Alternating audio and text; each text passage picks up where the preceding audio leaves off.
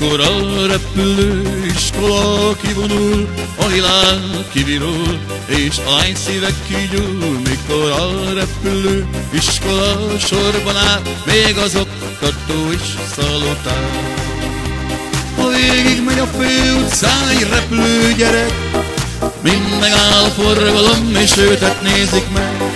Odafenni Karusz bácsi megáll és nevet, hisz ő repülte át először a Kréta-szigetet. Mikor a repülőiskola kivonul, a világ kivirul, és a lány szíve kigyúl. Mikor a repülőiskola sorban áll, még az oktató is szalutál.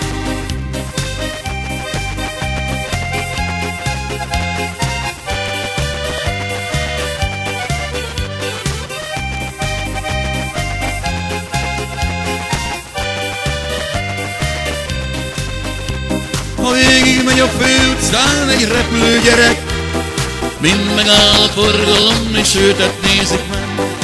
Odafenn a jóisten, s megáll és nevet, s elővesz a zsebéből egy vodkás üveget. Mikor a repülőiskola kivonul, a világ kivirul, és a lány szíve kigyúl. Mikor a repülőiskola sorban áll, még az oktató is szalutál.